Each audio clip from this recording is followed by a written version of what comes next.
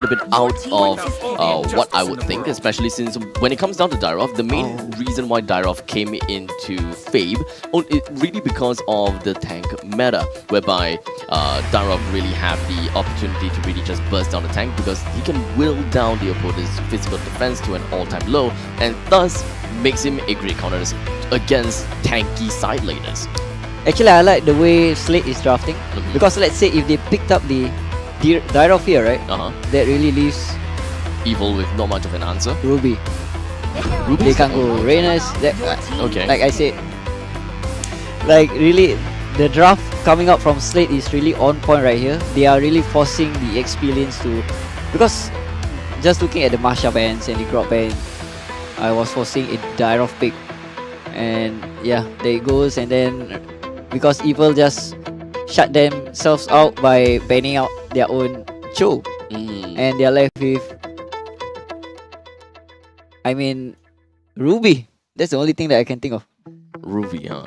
Technically speaking, it would be relatively tough. Even Ruby will have her own caveats fighting off against a Dyrov, understandably because of what I literally said about the physical reduction, right? JS, or rather Evil, have decided to pick up a AMOUX for themselves, so it's kind of like fighting fire with fire, right? Abyss against the Abyss. One's the king, and the other's one's a, I don't know what AMOUX is, I just know that he's from the Abyss. But main thing is that I believe as though Evil, they do pack a lot of punch in the early stages of the game. We can understand that Beatrix definitely can pop off in the early stages of the game. Joining team fights pretty relatively early. AMOUX early game is pretty strong as well. Skills throughout the game, early, mid, and late in different kinds of power spikes, and of course rotations coming in from Baxter is something that we should not underestimate. This is actually shifting into Slate's favor. They can pick up the Lilia, they can pick up the Yi. Technically, Evil just played onto... Oh, Franco. Oh yeah, I forgot. Because they have a Seilah. The Furbius is gonna be the mage player. So technically, Evil was being played into Slate's draft. Evil's played into Slate's draft. That's pretty bold to say. Like, just from the get-go. Just from the get-go. Just because of the EXP bans, Esmeralda, Paquito, they're all leading up to Dyrov pick. Like the Lolita pick is just for the CC. The crowd control. Like, yeah, you're really using that for crowd control and nothing else. Your shields doesn't really play much of a control other than the fact that you absorb some damage from the side of the Cooper. And to me, I'm favoring towards Slate's draft. Definitely. Well, I don't know about myself. I gotta have to take a look exactly how the game is gonna be between Slate and Evil. Ladies and gentlemen, let's move on to the second series of the game between these two powerhouses. How will Evil put themselves as a Titan Slayer? Will they be able to live up to their name? Let's see exactly how it goes. Game number 1. Now, like you said, Abstract and AMOUX, right? It kind of seems like Evil has already played into the hands of Slate, and the draft worked out, or rather Slate forced Evil to pick into certain heroes as well. So looking at the win conditions for them now, it's like Evil is just trying to play catch-up. Now, when it comes down to lane, we can definitely expect that Dyrov as well as AMOUX, okay, sorry, at least for AMOUX wouldn't want to go into a head-to-head battle against Dyrov because, let's be honest, Dyrov is painful, like really damn painful. Once he reaches level 2 and he constantly managed to go head-to-head duking up against with you, let's be honest, you're not gonna be staying alive. So EXP lanes, Slate will have the advantage at that point in time. In bottom lane, we can expect to see that Purple and Koopa will be a lane bully against the Beatrix. Evil, they gotta have to do something about the lanes in the bottom side. They're gonna have to proactively move a lot. Now, when it comes down to Melon playing as the Valentina, we should be expecting that Valentina would want to steal away the ultimate of Bowman using the lethal counter in order to change the timing of objectives. But when it comes down to certain team fights, well, he can still take the lethal counter depending on what exactly he wants to go for.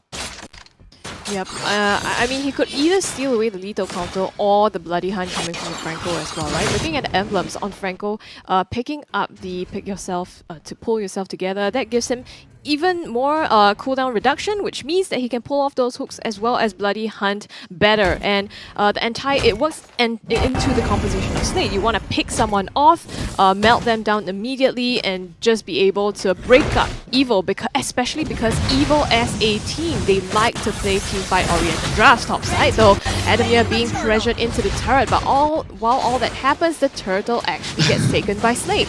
Powerful is the one that started the turtle and really just tried to go all out on the turtle before before Gear even came in. But unfortunately, it was a tad bit too slow. JS didn't come in to help out his fellow friend Powerful to bring down the turtle. As such, it was completely uncontested. Gear just waltzed right in and stole it away. And to make matters worse, Gear even went into the bottom quadrant of the jungle to steal away the red buff. Yeah, so I mean, this is kind of textbook play, right? On the Bowman, steal away the objectives, pressure the jungle, and right now, they're also pressuring Coconut at the bottom side. So letting the mid, just push up a little bit, creating so much pressure onto Coconut, because Coconut is always Evil's win condition in the later parts of the game as well, especially on this Beatrix.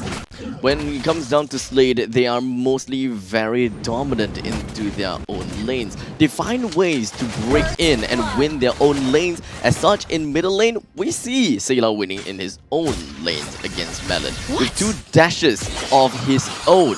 He did what he could and brought down Melon with him getting the first blood. Coconut flickers out but still doesn't get out alive, and now Powerful coming in with the stun onto JPL. Numenor Blast charging up, gets 2, but it's gonna be Seilah popping that demonic force, chasing Carrot down under this turret. They're falling low though. Can he still survive? Both of them trade out their lives for this, but along with that, Slate clock up a tier 1 turret bottom already taken from Coconut. Bloody Hunt suppressed.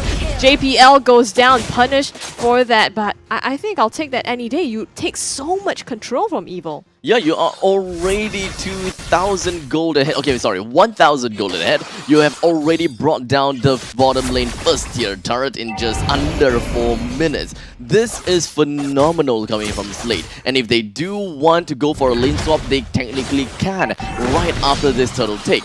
Speaking of turtle take, Evil has already put themselves in play. And for some reason, I have no idea why Melon is in front of the enemy's lines. Yeah, Adammir flickers away, but right now they have the space to be able to contest this. JPL running away. Here comes Seilah once again. They finish up JS as well, so 2 down on the side of Evil. Slate has free reign over this turtle. JPL zoning out the rest of the members. The hook onto Powerful from his jungle as well. He's gonna get bursted down. Gear takes the credit for it. Evil didn't really seem to have much of a communication. They didn't really quite open up the map that well, and Carrot did not really open and help Powerful out. They don't have the control, do they? They don't. I mean, we talked about how the Numenor Blast was for the CC, but there is a delay. But the hook is instant and it creates so much disruption to your positioning. Now we have a slight look here at the items.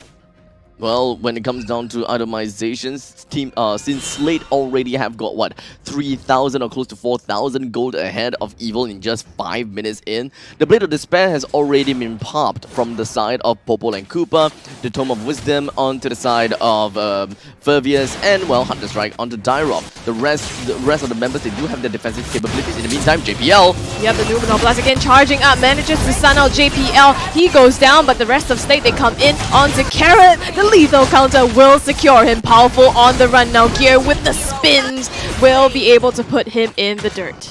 Well, Gear, he has built himself for a little bit of tankiness, and coming out of that fight, he didn't really lose much health either. The problem is the fact that, yes, well, JPL, he got locked down, he got hit by the Numenor Blast, and he went down pretty darn early. But that doesn't necessarily mean that he is going to, he's gonna die to the hands of Evil with no value. The rest of the members from Slate came in pretty nicely, and they have came in with pretty good trades, and even down in the bottom lane, doesn't seem like Evil will be able to hold their own at all. it's just looking really tough for them, right? It's oh, hold on though here, caught in the jungle of Evo here, and 3-4 members onto him will shut him down. But Slate also gets the bottom tier 2 turret, so they're always finding things across the map in their favor. I mean, we're looking at textbook plays all over the map coming in from Slate. In the meantime, hold on, middle lane, powerful. Seilah pops the demonic force, chases down powerful. They get another turret. Slate is trying to close this out fast. It's almost 7 minutes into the game now, and they've already taken 4 turrets, 2 turtles, with the next one already spawned. This could potentially be one of the fast games of the series, or rather fast game of the season. I'm not too sure if whether it would be, but it's just 7 minutes into the game, and Slate, they are just going to be preparing to knock down every single one of these walls that the game has for Slate. And they're just knocking it down, pretty simply. It's textbook play, right? And they're just trying to clean this up as soon as possible. I think so far the longest game, the shortest game in this season has been 10 minutes and 20 seconds. So if Slate were to be able to close this out faster than that, that would top the records, and it seems like that's what they're trying to do here. Not sure. I mean, when it comes down to Slate or other teams, oh, okay, never mind. JS gets popped down almost immediately. Evil, they really don't have the control of the map. They don't have the openings on the map. Slate is just dominating in every single aspect. And in just 8 minutes in, JPL is right in the opponent's faces. And this is not the most ideal scenario at all. It's just, it's almost a massacre at this point, right? Watching Slate is so difficult, and you can see on the players' faces as well, it's very, very demoralizing to have basically the opposing team stomp all over your jungle and all over your team fights. Granted, Evo has managed to clock 4 kills up, and 3 of them going to powerful in fact, but you need some farm on Coconut as well. At this point, he is slightly below FMM, 1 level, but the rest of the team really needs to catch up. Yeah, for the side of Evil, they mostly would want to take a look at how they can take a fight against Slate. They can no longer just stay in the lanes and win in their lanes anymore. They gotta have to turtle up, find pickoffs against Slate one after another, and this could potentially be the pickoff we are looking for. Seilah uses the demonic force, so the shield keeps him alive, but not for long. In the meantime, Powerful is the one that's gonna be put in a coffin. Evo bites back. They're trying to get Adammir, but it's gonna be Coconut losing his life, the main damage dealer here, and Evo is forced to retreat. Now, my biggest question is, why did Melon use his ultimate to steal away the Dyrof's ultimate? Because that is not going to deal much damage at all. The main thing about Dyrof's damage kit is because of his dash. His second phase of the dash drops the enemy's physical defense like crazy. Hook onto Carrot, immediately just blown up here mid lane. Slate gets even more pressure. Right now, all 3 lanes are pushed up, so they have a ticket to this first Lord of the game to be able to take that, and with that, they're just going to advance their push. Now, Evil, they need to find a way to win their lanes. They need to steal away Ballman's lethal counter, not as a way to end a fight, but a way to almost start a fight. You need some true damage. You need to get the opponents popped down to 50% health and then pop the lethal counter. This way you won't kill them, but you will scare them. And from that point on, it was definitely gonna help. Powerful can't even get his buff at this point. Lumina Blast onto JPL will be able to take him down, but Seilah, now the rest of the team trying to cover from the wrath of JS. He goes down as well. Seilah continues onto Coconut. One more demonic force, but he doesn't get it. And instead, Coconut gets one consolation kill onto him, but Slate presses on in the mid lane. It's a 1-4-2 trade. Slate only have 3 person pushing into the middle lane, and Slate just could not manage to end the game right in time. And in time, we're talking about a perfect game. The Lord is gonna be marching in the northern side, pushing right downwards, but Powerful and Melon want to defend this, and FMM joins into the fray, gets himself some shields, and Powerful might be dead.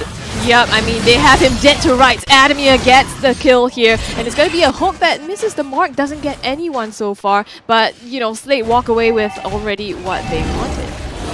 All of the lanes are pushed right in. Let's not forget that Ballman is pushing down the bottom lane while all of that is happening in the northern side. Team Slate, they are on a roll. With the top lane and bottom lane completely barren, Team Slate, they are ahead by 10,000 gold. It's just all about defending this single turret in the middle lane, and Evil, they gotta have to look out and play together with their team together. They are turning up, and it's so hard. Look at Gear just trying to break them up with the Cyclone Speed. Seilah again comes in with a demonic force and will now charge into the base of Evil. They're trying to close this out now. It is 12 minutes almost into the game, and they aim straight for the core to close this up. And now, what can I say about the entire game is the fact that, well, Evil, they just can't seem to work it out properly. They don't have the control of the map against Slate, and Slate, they're just establishing their dominance all across the map, starting from the bottom to the top, then to the mid. Every single one of these turrets are just getting whittled down, and Evil, I think the biggest